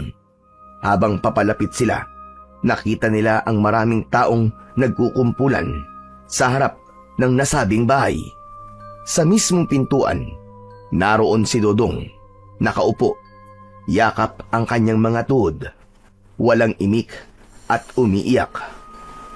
Lumapit si Ramon at marahang nakiramay sa bata. Dodong? Dodong ako to. Ano nangyari? Sir Ramon, si nanay. Si nanay po. Patay na po siya, sir. Pinatay po siya. Bakit? Bakit siya pinatay? Hindi ko po alam. Mabait po ang nanay ko. Wala naman siya ginagawang masama. Pero bakit po siya pinatay, sir? Bakit? Bakit siya pinatay? Tahan na, Dodong. Ipagdarasal na lang natin ang nanay mo. Wag! Hindi kailangan ni nanay ng dasal. Hindi niya kailangan yon. Ano? Bakit naman? Dahil ang kailangan niya ay justisya. Maghihiganti ako, Sir Ramon. Maghihiganti ako. Umanda sa akin ang mga tao pumatay sa kanya. Magbabayad sila lahat. Magbabayad sila! Sadali lang. Huminahon ka muna, Dodong. Hindi ko po kaya, sir. Tulungan niyo po ako na makilala kung sino po pumatay sa kanya, sir. Para niyo na pong awa. Hanapin niyo po kung sino pumatay sa nanay ko. Oo, Dodong, sige. Nangangako ko na iimbestigahan natin ang nangyaring to sa nanay mo. Akong bahala. Salamat po. Salamat, sir. Ilang saglit pa ay tahimik na pumasok sa loob ang 3 sundalo kung saan nakahimlay ang katawan ng ina ni Dodong. Nakatakip ito ng puting kumot. Tahimik silang nagdasal para sa ina ng bata. Lumabas na sila pagkatapos ng ilang minuto at si Ramon naman umupo sa tabi ni Dodong. Dodong, ano ng plano mo ngayon? Hindi ko po alam, sir. Gusto mo ba sumama ka sa akin? Pag natapos ng misyon namin dito, isasama kita. Ako nang magpapaaral sa'yo. Saka... Ayoko po. Saglit na natahimik si Ramon. Hindi alam kung ano ang isasagot sa bata. Pasensya na po kayo, sir. Maganda po ang alok niyo sa akin. Pero hindi ko po pwedeng iwan ang aking ina.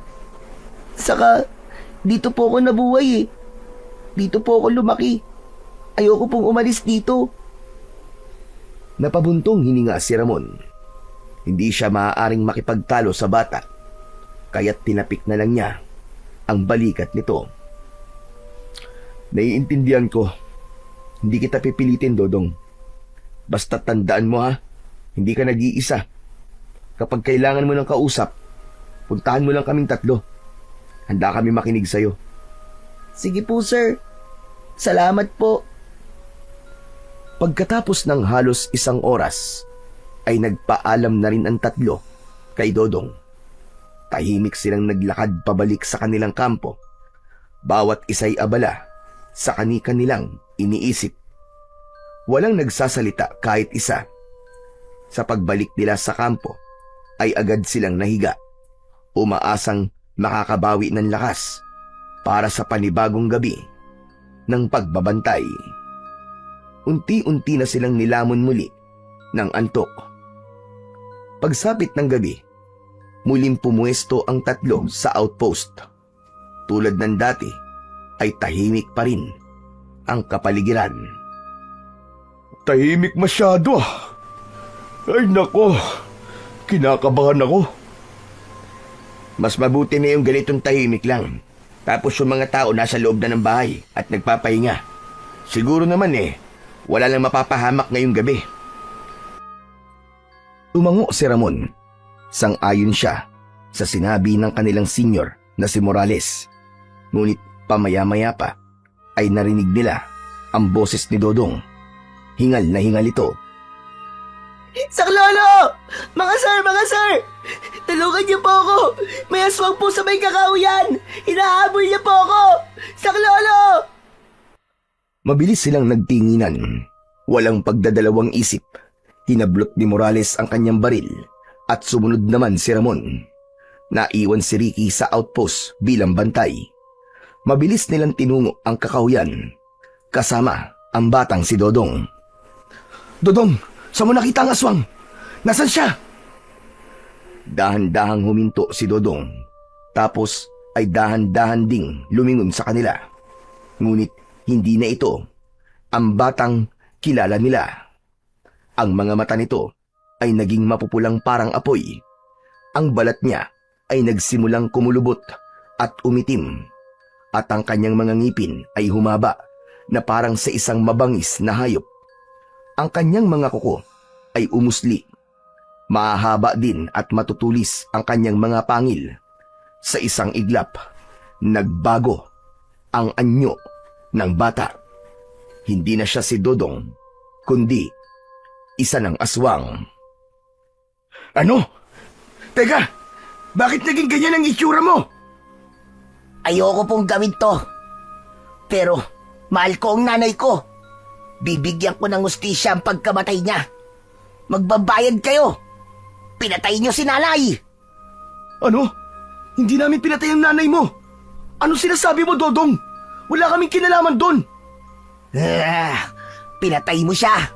Kitang-kita ko kung paano mo siya pinatamaan ng liwanag na siyang pumatay sa kanya.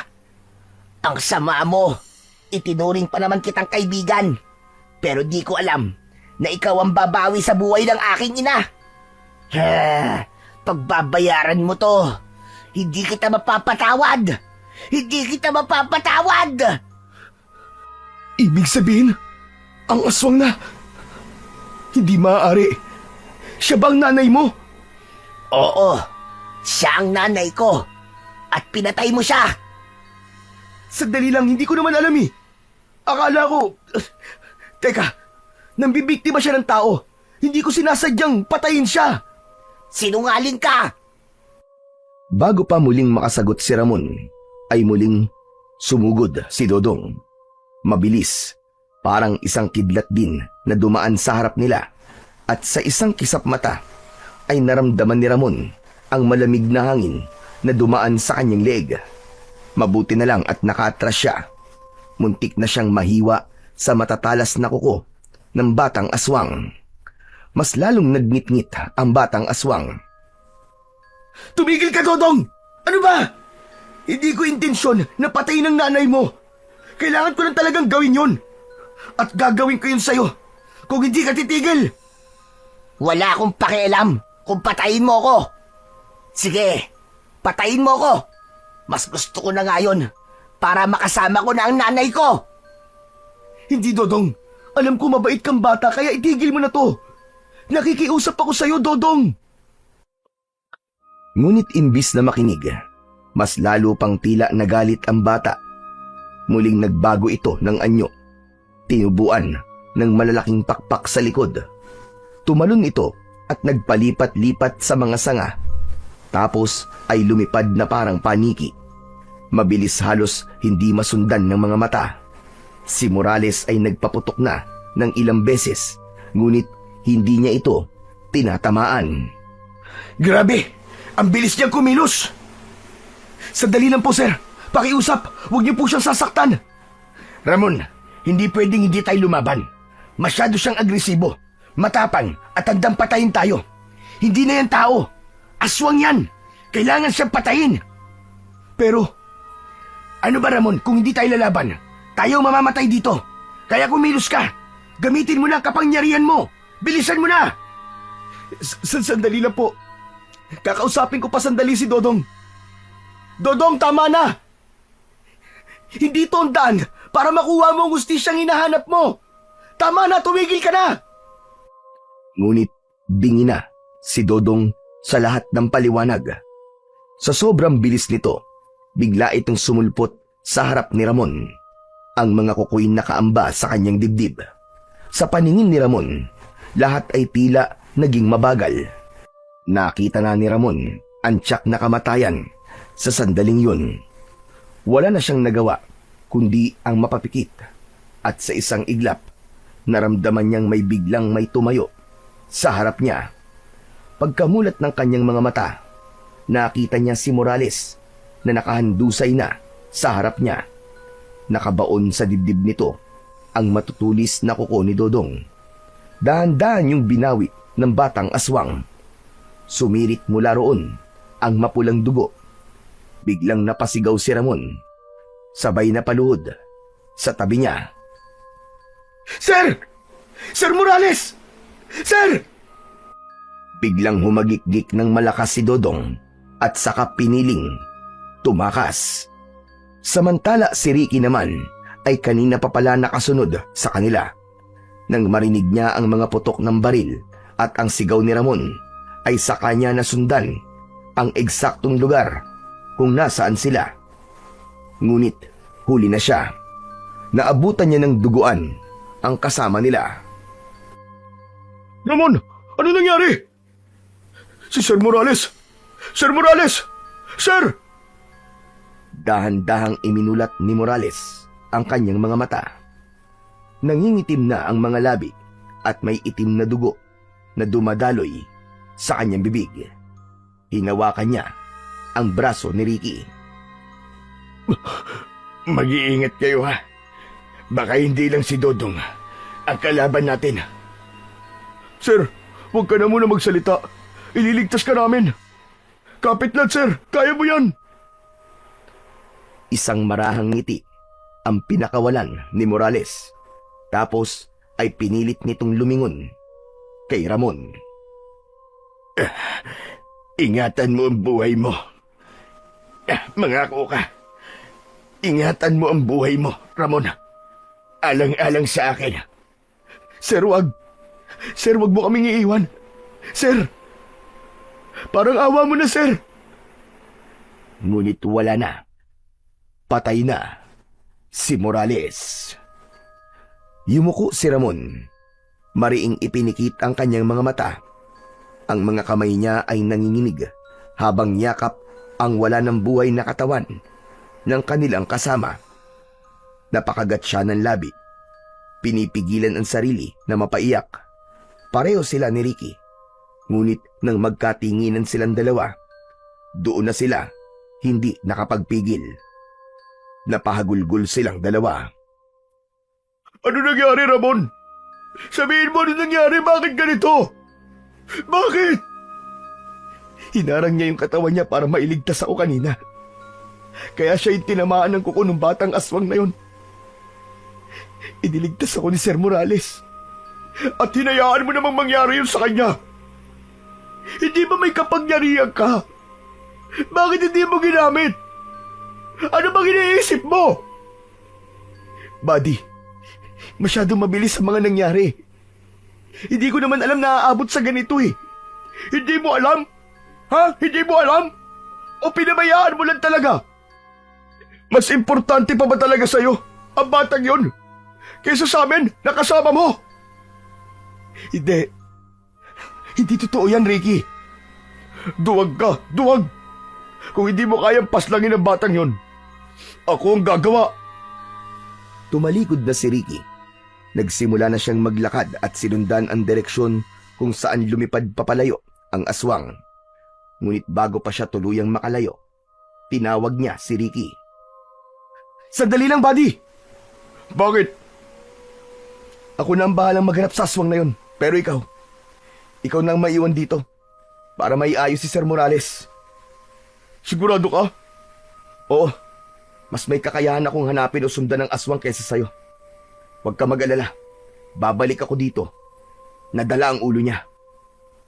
Sandaling natahimik si Ricky. Kita sa mga mata niya ang pag-aalinlangan. Ngunit alam niyang hindi niya na mapipigilan ang desisyon ng kasama. Sige.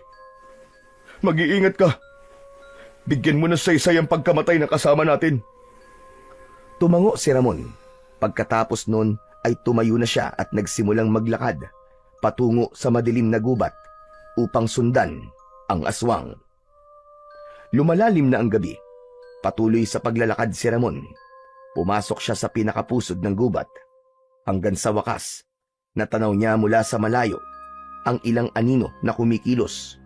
Dahan-dahan siyang lumapit at nagtago sa likod ng isang malaking puno. Doon na nanlaki ang kanyang mga mata sa kanyang nasaksiyan. Hindi lang isa, kundi 5 o 6 pang mga aswang ang naroroon. Sa gitna nila ay si Dodong. Nakatayo ito at tila wala sa sarili. Kumikilos itong parang tau-tauhan ng dilim. Iginala pa niya ang kanyang mga mata at nakita niya na may ilang biyag na naroon. Nakatali ang kanilang mga kamay at paa sa puno. Isang aswang ang biglang lumapit sa isa sa mga biyag. Walang pag-aatubili. Sinaksak nito ang dibdib ng taong yun at hinugot mula roon ang puso. Kinain ito ng aswang na yun. Mga halimaw kayo! Mga halimaw kayo! Sumugod siya papalapit sa mga aswang. Sunod-sunod niyang pinagsususuntok at pinagsisisipa ang ilan sa kanila. At sa bawat tama ng kanyang kamao at mga paa, ang bawat tamaan ay humahandusay sa lupa. Biglang sumugod din sa kanya ang mga aswang at kabilang na dito si Dodong. Sumugod ito mula sa likod. Tumama ang matatalim na kuko sa likuran ng binatang sundalo. Napasigaw si Ramon sa hapdi at kirot. Mainit yun at matindi ang kirot na parang sinusunog ang kanyang laman. Subalit kasabay ng kanyang pagsigaw, ang pagbagsak din ni Dodong. Nangisay ito sa lupa na tila nakukuryente.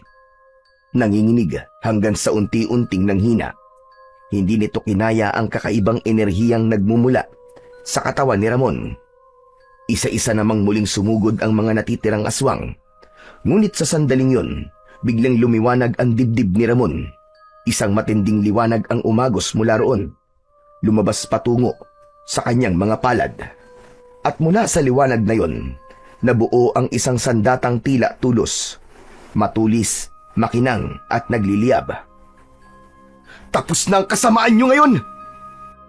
Isang aswang ang unang sumugod, ngunit bago pa man makalapit, naisaksak na ni Ramon ang tulos sa dibdib nito. Napasigaw ang nilalang at sa loob lamang ng ilang segundo, ito'y nalusaw at naging abo. Sunod-sunod na sumugod ang iba pa, ngunit isa-isa silang tinamaan ng tulos ni Ramon. Lahat sila'y naging alikabok na lamang na tinangay ng hangin. Lumapit naman siya sa nanghihinang si Dodong. Dodong, hindi ko talaga sinasadyang patayin ng nanay mo. Dodong, may panahon ka pa para magbago. Ngunit sa halip na sumang-ayon ay kinagat nito ang binti ni Ramon. Kaya naman, walang nagawa si Ramon kundi ang saksakin na rin ito. Muling sumabog ang liwanag at tulad ng iba, ang katawan din ni Dodong ay mabilis na nagkandadurog-durog at naging alikabok. Hingal na hingal si Ramon. Nanginginig pa rin ng kanyang mga kamay habang hawak ang tulos na unti-unting naglalaw at nagiging liwanag hanggang sa tuluyang naglaw sa kanyang mga palad. Muling bumalik ang kanyang ulirat nang marinig niya ang mga mahihinang pag-ungol mula sa mga bihag. Diyos ko! Dali-dali siyang lumapit at sinimulang kalagin ang mga tali. May ilan na wala ng buhay, ngunit may 3 pang humihinga. Nanginginig, payat at sugatan, pero buhay. Ligtas na kayo!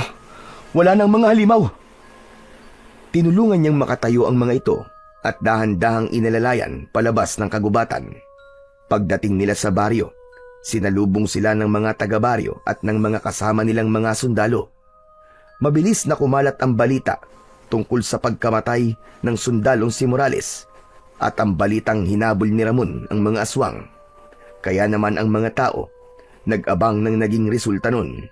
At nang makita nilang buhay si Ramon at may ilan pang nailigtas na mga individual, nagpalakpakan sila. Ramon, buddy! Salamat at buhay ka. Masaya akong nakabalik ka. Salamat din, buddy. Wala nang mga halimaw. Napatay ko na silang lahat. Mas lalong natuwa ang mga tao sa kanilang mga narinig. Matagal nang nananalasa ng palihim ang mga aswang sa kanilang baryo. Bihira man umatake ang mga ito. Sapat na ang takot na dulot nila upang mamuhay ang mga tao sa takot sa loob ng maraming taon. Ngayon sa wakas, tila naalis ang mabigat na aninong bumabalot sa kanilang lugar. May ilan pa ring hindi makapaniwala, ngunit nang makita nila ang mga nailigtas na biyag na unti-unti nang nakakabangon, napaluha ang marami sa tuwa. Nagpasalamat ang mga residente sa kanya at sa mga kasama nitong mga sundalo. Kinabukasan ay maagang nagtipon ang mga sundalo sa harap ng kampo. Sa gitna ay naroon ang kabaong ni Morales, nakabalot ng bandila, habang ang ilang kasamahan nila ang nakapila sa magkabilaang gilid. Nakasaludo at seryoso ang mga muka. Walang nagsasalita, tila bawat isa'y nagluluksa sa pagkawala ng isang kapatid sa armas. Dahan-dahang isinakay ng mga kasamahan ng kabaong sa truck na maghahatid sa katawan ni Morales pabalik sa kanilang bayan upang doon ay maibigay ang huling pamamaalam ng kanyang pamilya. Wala pa rin akong maisip na salitang sapat para sa ginawa niya. Ako nga rin eh. Pero sigurado akong hindi niya gugustuhin masira tayo ng lungkot.